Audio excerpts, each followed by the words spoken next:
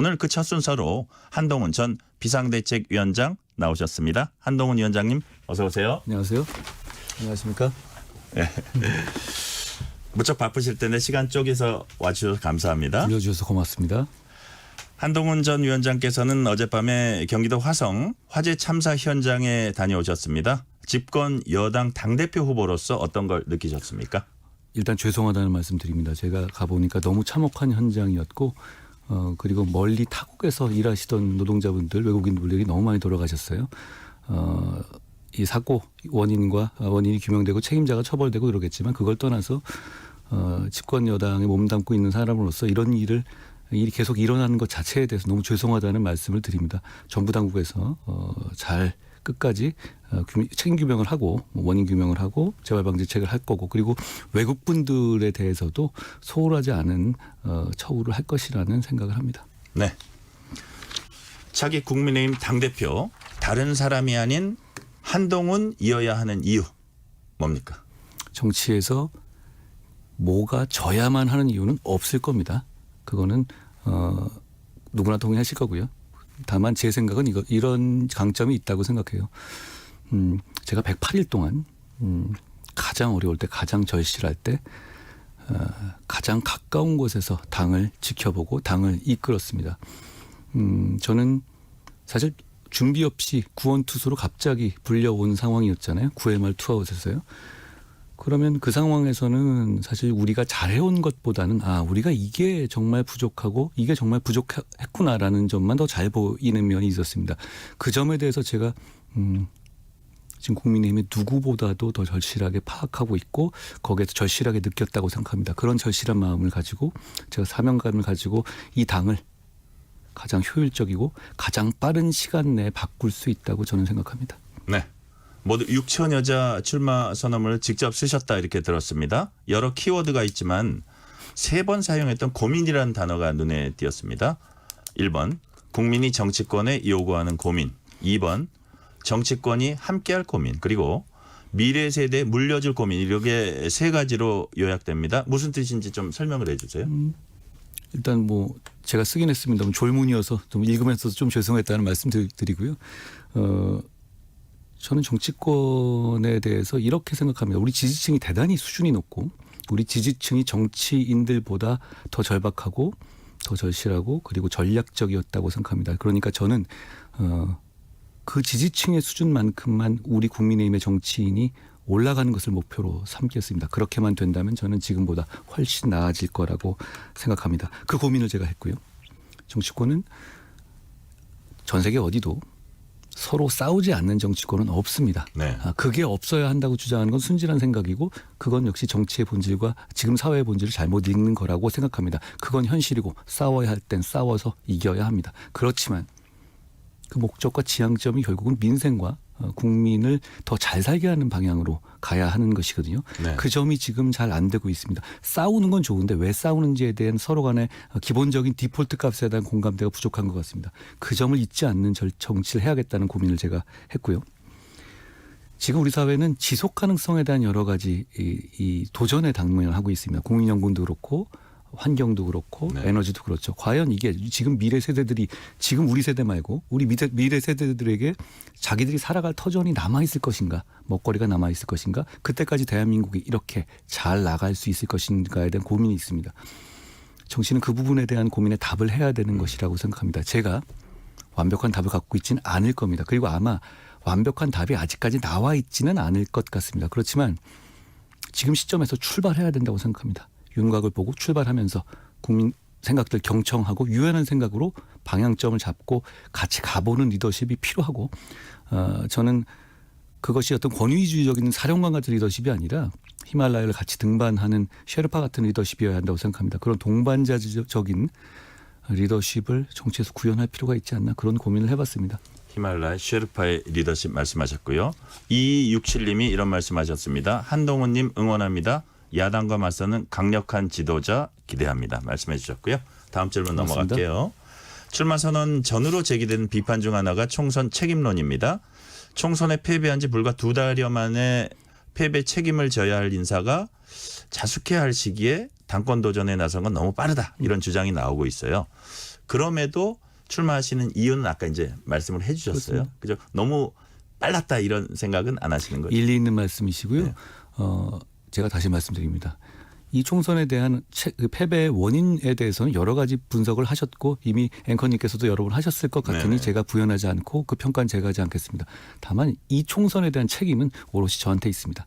지지층 입장에서는 그렇게 그 점에 대해서 의심하실 필요가 없습니다. 저는 이 당을 사랑합니다. 이 당에서 정치를 시작했고 이 당에서 정치를 끝마칠 생각입니다. 그런데 지금 우리 당이 처한 위기가 대단히 심대합니다. 우리는 심판받았거든요. 그런데 지난 2달 동안 심판받은 것 같이 행동하지 못했다는 지적이 있습니다.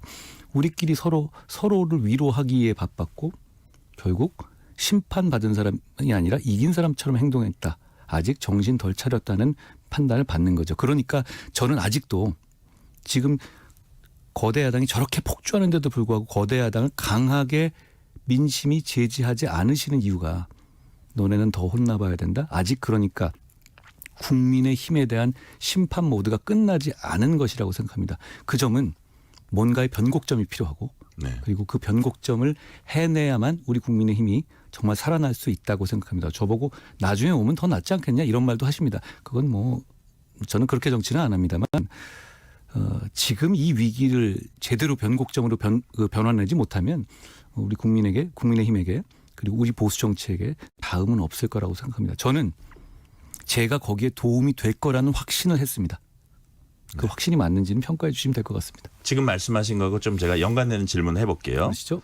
뭐 아니하다, 뭐 지금 아직 그 패배 모드가 끝나지 않았다 말씀하셨는데 지난 총선에서 여당이 사실상 영남당으로 전락했다 이런 자조적인 비판도 나오고요.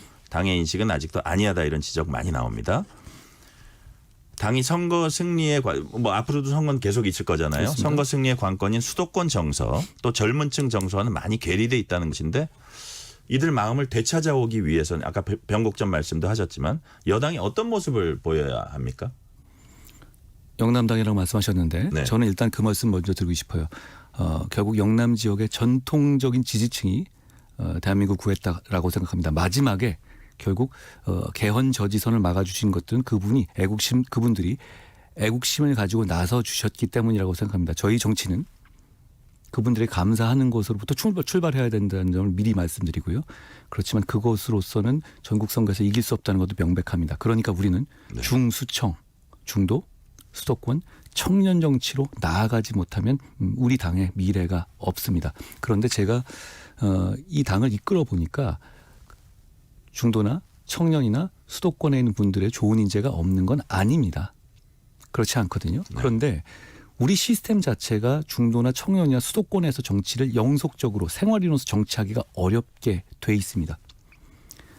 어떤 면이 있는가 하면 지금 저희는 수도권에서 전멸하다시피 한 당이 아닙니까? 네. 그럼 수도권 자체의 베이스가 없습니다. 평소에는 아무도 정치를 안 하죠. 그러다가 선거 직전 되면 떴다 방식으로 사람을 모아서 한 달 전에 투입하고 표를 달라고 요구하는 구도입니다. 상대는 어떻습니까? 우연찮게도 더불어민주당은 수도권 중심에서 많은 표를 의석을 갖고 있죠. 그러니까 평상시에 계속 주민들을 상대로 정치를 하고 민원을 해결해 줄 수 있는 구조입니다. 조직도 그러니까 가동되고. 그렇습니다. 네. 그런데 지금 2004년 이후에 지구당 사무실 자체가 못 내게 돼 있지 않습니까? 저희는 그게 큰 문제라고 우리에게 더 큰 제 한계로 다가온다고 저는 총선 때 느꼈고 그때 저는 이렇게 생각했습니다. 우리가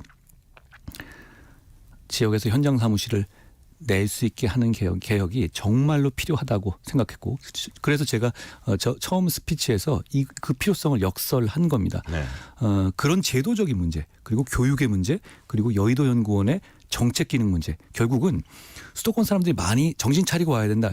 사람은 제도를 바꿈으로써 거기에 견인돼 오는 것이지 네. 그냥 어떤 특별한 희생을 요구하는 것만으로는 롱텀의 정치가 이루어지지 않습니다. 그 체제를 갖출 필요가 있고 제가 그 체제를 위해서 뭐가 필요한지에 대해서 총선을 거치면서 여러 가지 지구당 부활 포함해서 여러 가지 아이디어를 갖게 됐습니다. 그 아이디어에 대해서 차차 설명할 기회가 있을 겁니다.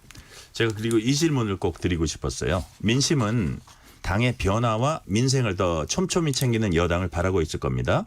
지난 총선 패배도 이와 무관치는 않아 보이는데 누가 여당 대표가 되더라도 혁신에 대한 비전, 민생에 대한 희망 제시하지 못하면 아마 국면 반전이 쉽지 않을 거라는 이런 전망이 많습니다.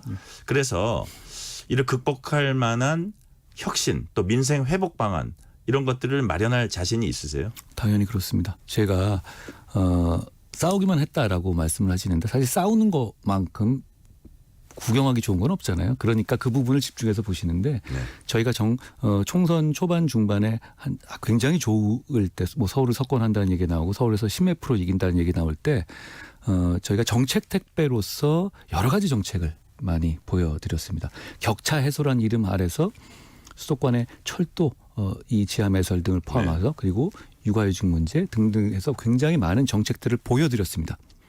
잊어버렸을지 모르지만 저희는 잊지 않고 있습니다. 네. 저는 잊지 않고 있습니다. 그걸 하나하나 실천할 겁니다. 저희가 총선이 끝났으니까 그만 이게 아닙니다. 제가 다시 돌아오게 되면 제가 격차 해소와 정책 택배를 통해서 약속드렸던 수도권 과밀화의 문제 그리고 이 생활의 질 그러니까 철도의 지하화 그리고 이 육아휴직 관련한 남녀의 어떤 차별 문제 네. 그리고 실제로서의 커리어를 지속하게 할 수 있는 문제 등등에 대해서 저희가 약속드린 게 있습니다. 저희는 그 약속을 실천하겠습니다. 지금까지 혁신의 방법이나 혁신의 방법론이 새로운 게 있습니까? 하늘 아래? 없을 겁니다. 세계 21세기의 2024년의 세계 어디에 완전히 새로운 게 있습니까? 우리의 필요한 것을 우선순위를 정하는 것이 정치겠죠. 그 답을 정치권은 이미 계속 해왔습니다. 네. 중요한 건 실천하는 것인데요. 저는 제가 다시 돌아가서 제가 총선 때 드렸던 약속을 다시 꺼내들 겁니다. 하나하나 실천 드릴 것이라 말씀드립니다. 네.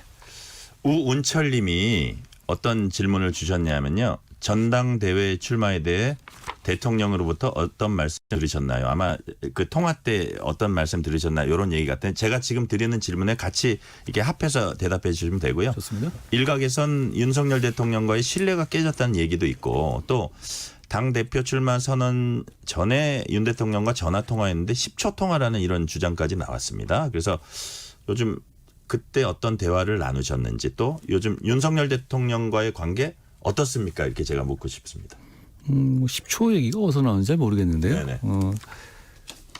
저희랑 이렇게 대화만 시작해도 안녕하세요만 해도 10초가 되는데 맞습니다. 그게 뭐 그렇겠습니까? 저도 오랜만에 통화하는 것이기 때문에 여러 가지 덕담을 나눴고요. 저는 이렇게 생각합니다. 공적 관계는 사적인 친소 관계에 의해서 좌우되면 안 된다고 생각합니다. 저와 대통령님의 관계는 제가 당대표가 되고 대통령님을 집권당의 당대표로서 존중할 것이고 네. 집권당의 당대표로서 협력하고 국민을 위한 시너지를 낼 겁니다. 지켜봐 주십시오. 제가 되면 더 잘할 수 있을 겁니다. 제가 되면 더욱더 더 건강하고 국민을 위한 관계가 될 수 있을 겁니다. 네. 많은 분들이 저는 그렇게 보실 거라고 생각하는데요. 비슷한 질문이에요. 예. 그럼에도 불구하고 이거 한번 질문 드릴게요. 예. 출마에 변해서 당정 관계 수평적이고 실용적으로 재정립하겠다 이렇게 밝혔습니다. 근데 저희가 보기 이제 수평적 당정 관계 가장 이제 바람직하다고 볼 수 있는데 이제 당이 국민의 마음에 다가가는 과정. 저도 이제 정치부 그렇습니까? 기자 오래 하면서 보면 다가가는 과정에서 아무래도 차별화를 꾀하게 됩니다. 지금 현상을 약간 좀 변화시키려고 그러거든요. 당이. 그리고 저쪽 정부를 좀 어떻게 어느 방향으로 견인하려고 그러고 그러다 보면 자칫 당정 관계가 좀 훼손되고 이게 대통령실과의 관계죠. 소통이 깨질 수도 있다. 이런 우려가 나오고 그래서 당정 관계를 원활히 유지하면서도 차별성과 새로운 비전을 제시하는 게 사실 그렇게 현실적으로 쉬울까 하는 의구심은 사실 있거든요. 그거 어떻게 보세요? 어려우니까 해야 되는 거 아닙니까? 네. 어려우니까 해야 되는 거지 쉬운 거라면 왜 도전하겠습니까? 그리고 앵커님 아까 말씀하셨다시피 수평적이고 실용적인 관계가 좋다고 말씀하셨죠. 네.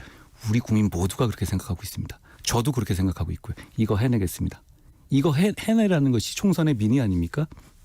그리고 이 문제에 대해서는 저는 오히려 건강하고 서로에 대해서 존중하는 관계가 되면 어렵지 않다고 생각합니다. 잘못했을 경우에 우리 모두의 손해고 우리 국민의 손해가 되는 것 아닙니까? 저는 우리 윤석열 정부가 끝까지 네. 성공한 정부로 남기를 누구보다도 바랍니다. 그러기 위해서 제가 이런 수평적이고 실용적인 당정관계를 만들겠다고 주장하는 겁니다. 제가 윤석열 정부를 이 방법으로 지키겠습니다. 저는 지키기 위해서 바꾸자는 겁니다. 바꾸는 게 목적이 아닙니다. 지키기 위해서 바꾸자는 말씀을 드리는 겁니다. 네. 변화가 필요하지 않습니까? 변화를 제가 이끌어 보겠습니다. 다른 후보들보다 훨씬 더 잘할 수 있다 이런 취지로 말씀해 주셨고요. 자, 당대표 임기가 차기 대선 출마 시기와 맞닿아 있습니다. 한동훈 전 위원장께서는 당 앞에서 자타 공인하는 유력한 대선 주자로 꼽힙니다. 만약에 대선에 나가려면 아주 애매한 시기에 뭐 내년 가을이 되나요? 당 대표직을 내려놔야 합니다. 그래서 반드시 묻는 질문이 있습니다. 차기 대선 출마를 마음에 두고 계십니까? 우리 보수 정치 그리고 국민의힘이 흔히 지지자들 입장에서 네. 정권 재창출은 정말로 양보할 수 없는 열망이겠죠. 그러기 위해서 이길 수 있는 대선 후보를 내는 것은 정말로 이분들에게 중요한 겁니다. 네. 우리 정치인들은 거기에 부응해야 하는 것이고요. 제가 1위 후보라고 말씀하셨는데 이런 건 연기 같은 것이고요.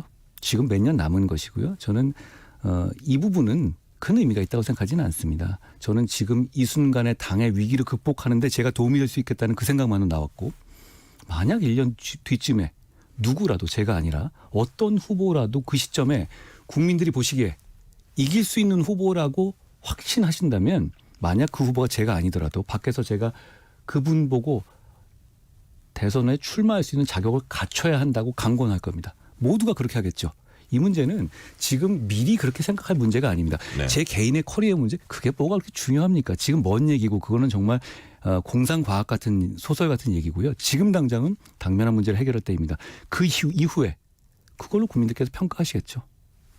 당을 구하고 정부를 구해야 하는 아주 그런 절박한 지금 상황이 있다. 지금 말씀하시는 그리고 제가 거죠? 가지고 받고 있는 어떤 지지는 저는 지금 상황에서 그렇게 중요한 문제가 아니라고 실제로 생각합니다. 뭘 저를 그렇게 좋아하시겠어요. 저는 그냥 열심히 하고 국민을 위해서 봉사하고 싶은 정치인입니다. 신문 만평을 보니까 한국일보입니다. 한동훈 위원장께서 오버헤드 킥으로 공을 차는 그림 옆에 선제적 수비라고 적어놨습니다. 혹시 보셨는지 모르겠는데요. 보진 못했는데요. 예, 여당발 해병대원 특검법 카드 꺼내드신 거 이제 표현한 것 같은데요. 여기에 대해서 뭐 안철수, 김재섭 의원, 심지어는 민주당 정성호 의원도 한동훈 특검 법안은 받을 수 있다 이런 취지로 또 말씀도 하셨고요. 반면에 경쟁하는 당권 주자들은 일제히 비난했습니다. 야권의 정쟁력 수사에 말려든 것이다. 정치 경험이 더 필요하다. 심지어 한동훈 특검법은 어떻게 할 거냐까지 하셨어요. 이런 지적에 대해서는 어떻게 반박해 주시겠습니까?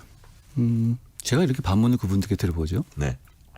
지금 민주당 특검법, 민주당이 내는 특검법은 대단히 문제가 많아요. 말씀드린 것 하시는 것처럼 네. 선수가 심판을 고르게 되어 있죠. 그 외에도 제가 이 분야에 오래 있었지만 뭐 이런 것까지 해놓을 정도로 네. 무소불위의 권한을 줬습니다. 만약에 저보고 그 특검을 저한테 쥐어준다면 저는 길 가는 사람 잡아놓을 수 있을 것 같아요. 그 정도로 위험한 법입니다. 이 법이 지금 거야의 이 입법 독주로 통과될 위기에 봉착한 겁니다. 국민을 위험하게 만들 법이에요. 그런데 이 법이 지금 국회를 통과되겠죠? 네. 그럼 돌아오고 저는 이 법에 대해서는 국민을 위해서 대통령이 반드시 거부권 행사해야 된다고 생각합니다. 그러면 지금 상황에서 저희가 어떤 대안 없이 이게 다시 제2호가 됐었을 때 저는 그 후보들께 묻고 싶어요. 막을 수 있습니까? 180석으로 막을 수 있겠어요 정말? 이미 몇 분이 아무런 대안 없으면 이거 찬성하겠다고 네 분인가가 말씀하셨죠. 네. 그렇죠? 그러면 정말 자신 있게 이 국민을 어렵게 만드는 특검법을 막을 수 있습니까? 그 대안이 있습니까? 저는 그렇게 묻고 싶습니다. 제 대안이 이겁니다. 진짜 진실의 질 규명할 수 있는 특검법을 국민들께 제시 드리는 겁니다. 대안이 여기 있으니 이건 안 된다고 설명드리는 겁니다. 저는 그렇게 했을 때는 네. 이쪽 특검법에 찬성해서 민심을 따르는 쪽을 선택하려는 분들이 우리 국민의힘의 의원님들이 거부권을 관철하는 것에 동의해 주실 거라고 생각합니다. 그 단편이 이미 나온 것 아닙니까? 앵커님 말씀하셨다시피 안철수 의원님, 김재섭 의원님 결국 그 의미는 제가 낸 제안이 더 맞다. 그러니 민주당 특검법은 안 맞다는 말씀을 하신 거죠. 그간의 입장은 달라지지 않았습니까? 제가 낸 제안으로 상황이 바뀌지 않았습니까? 프레임이 바뀌지 않았습니까? 그럼 저희는 제가 낸 이 제안 때문에 민주당의 저 편파적이고 문제가 많은 특검법을 막을 수 있게 된 겁니다. 저는 그걸 처음부터 이 생각하고 한 것이고요. 네. 그런데 지금 제가 낸 대법원장 특검법, 소위 말하는 제3자 특검법, 이 정도 합리적인 대안이거든요. 이걸 반대할 이유가 사실 없어요. 이 정도도 내지 않은 상태에서 지금까지 흘러온 이 최상동 특검법 과정, 여기까지 오게 된 과정에서 여러 가지 의혹이라든가 그걸 불식할 기회를 저희가 실기했잖아요. 그럼 여기까지 온 상황에서 국민들이 이런 눈초리로 보고 계시는데 이 정도의 대안 제시도 없이 정면 돌파가 가능하다고 정말 생각하는 겁니까? 그건 잘못 생각했다든가 아니면 생각을 안 해본 겁니다. 이 정도 대안은 필요하다고 저는 고민 끝에 생각한 것이고, 그리고 또 한 가지만 더 말씀드립니다. 네. 우리는 보수 정치인입니다. 보훈과 안보에 목숨 걸어야 하는 사람들이에요. 지금 이 사안이 다른 사안이 아니라 젊은 해병이 의무 복무 중 돌아가신 사안이잖아요. 저희는 죄송하다는 생각을 먼저 앞세워야 하고요. 그리고 이분의 과할 정도로 진실 규명을 해드리겠다는 의지를 보여드려야 합니다. 그걸 보여드리지 못했기 때문에 우리 보수 정치를 지지하셨던 분들도 실망하는 겁니다. 저는 이 문제를 이 차원에서 다시 생각해야 되고, 그리고 전략적으로도 합리적인 대안을 내는 것이 좋은 방안이라고 생각합니다. 이렇게도 말씀드리죠. 지금까지는 네. 특검을 찬성하느냐, 특검을 반대하느냐, 이 프레임이었죠. 그런 상황이었습니까? 그런데 제가 지금부터는 어떻게 되냐면 민주당에 낸 특검에 찬성하느냐, 제가 낸 특검에 찬성하느냐 문제입니다. 제가 낸 특검은 대법원장이, 아무런 관계없는 대법원장이 심판을 정하는 특검입니다. 길을 막고 물어봐도 이게 낫지 않겠습니까? 그리고 그 대법원장, 민주당은 인준하지 않았나요? 그리고 그 대법원장이 휘하에 있는 그 재판으로 재판받고 있으면서 불공정하다고 주장할 거예요? 그것도 아니지 않습니까? 그리고 누가 보더라도 이게 페어합니다. 그런데 왜 이걸 선택하지 않을까에 대한 질문을 우리는 이제부터 민주당에게 할 수 있는 거죠. 그러니까 민주당은 진실을 원하는 게 아니라 정쟁을 원하는 것 아니냐라고 이제부터는 적극적으로 주장할 수 있게 된 겁니다. 지금까지는 어땠습니까? 특검법은 왜 아니, 뭐가 아니다 하면서 이렇게 가드만 올리고 있지 않았습니까? 그걸로 지금 민심을 설득할 수 있겠습니까? 저는 어렵다고 봅니다. 네. 민주당 이재명 대표 수사와 재판이 진행되면서 민주당은 이른바 검찰 조작 수사에 대해 특검하자, 검사 판사 탄핵하자, 판사 선출제 도입하자 방안 등을 본물처럼 쏟아내고 있습니다. 대통령 탄핵 추진과 야당 대표 사법 리스크 완화가 마치 동전의 양면 같다는 분들 많습니다. 시간이 얼마 없기 때문에 그 최종 결론 어떻게 전망하십니까? 본인들도 유죄가 나서 중죄에 대한 처단을 받을 것이라는 예상을 하기 때문에 그런 말 같지도 않은 소리를 하는 거 아니겠습니까? 만약에 그게 논리적이고 이성적으로 서로 간에 토론이 될 문제라면 그런 말도 안 되는 주장을 하지 않겠죠. 본인들도 알고 있는 겁니다. 유죄를 피할 수 없고 중죄를 피할 수 없고 수감을 피할 수 없다는 걸 아는 겁니다. 그렇기 때문에 임기를 어떻게든 단축해 보려고 하는 것이고, 그렇기 때문에 어떻게든 재판의 확정을 이 사법부를 겁박해서 미루려고 하는 겁니다. 그걸 국민들께서 알아보실 것이고, 제가 그런 것을 알아보시라는 취지에서 얼마 전에 헌법 84조라는 어떤 화두 같은 것을 국민들께 한번 드려보는 겁니다. 네. 자, 오늘은 여기까지 말씀 듣겠습니다. 지금까지 국민의힘 당대표 경선 출마자 연속 인터뷰, 그 첫 순서 한동훈 전 비상대책위원장이었습니다. 말씀 감사합니다. 고맙습니다.